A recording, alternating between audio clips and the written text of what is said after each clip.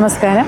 നമ്മളിപ്പോൾ ഏതൊരു പ്രോഡക്റ്റ് മേടിക്കാൻ പോയാലും അത് നമ്മൾ സെർച്ച് എഞ്ചിനിൽ കയറി സെർച്ച് ചെയ്തിട്ടാണ് മേടിക്കുന്നത്. അതിൻ്റെ ബ്രാൻഡ് നെയിം, എന്തൊക്കെ ബ്രാൻഡുണ്ട്, എന്തൊക്കെ ഗുണങ്ങളുണ്ടെന്നൊക്കെ സെർച്ച് ചെയ്താൽ മേടിക്കാറില്ലേ. അതുപോലെ തന്നെയാണ് ഈ റിയൽ എസ്റ്റേറ്റും. അപ്പോൾ റിയൽ എസ്റ്റേറ്റ് പരസ്യം ചെയ്യുമ്പോൾ നമ്മൾ 3-4 കാര്യങ്ങൾ ശ്രദ്ധിച്ചാൽ മതിയേ. ചില പരസ്യം കാണാം 3 BHK ഫോർ സെയിൽ, പിന്നെ അതിൻ്റെ കോൺടാക്റ്റ് നമ്പർ. അപ്പോൾ അതിനൊരു തുമ്പും വാലും ഇല്ലാത്തതാകുമ്പോൾ ആൾക്കാരത് സ്കിപ്പ് ചെയ്തു പോകും, കാണാനായിട്ട് അതിനെക്കുറിച്ച് കൂടുതൽ അന്വേഷിക്കില്ല. അപ്പോൾ ലൊക്കേഷൻ വളരെ ഇമ്പോർട്ടൻ്റ് ആണ്, കാരണം ലൊക്കേഷൻ വെച്ചാണ് ആൾക്കാർ നോക്കുന്നത്. അപ്പോൾ ഇത് എവിടെയാണ് ലൊക്കേഷൻ എന്നുള്ള കാര്യം കൃത്യമായിട്ട് മെൻഷൻ ചെയ്തിരിക്കുന്നത്. അതുപോലെ തന്നെ ഈ ഫ്ലാറ്റ് വാങ്ങുന്നത് കൊണ്ട് നിനക്ക് എന്താണ് ഗുണം, നമുക്ക് എന്താണ് ഗുണം എന്നുള്ളത് നമ്മളതിൽ മെൻഷൻ ചെയ്തിരിക്കണം. മെച്ചങ്ങൾ എന്തൊക്കെയാണ്, ഈ ഫ്ലാറ്റ് വാങ്ങുമ്പോൾ നമുക്ക് കിട്ടുന്ന ഓഫറുകൾ എന്തൊക്കെയാണ്. ചില ഫ്ലാറ്റ് ഫർണിഷ്ഡ് ഫ്ലാറ്റ് ആയിരിക്കും, അപ്പോൾ അതിൻ്റെ ഫർണിച്ചർ അതിൻ്റെ കൂടെ തന്നെ ഇങ്ങ് പോരും.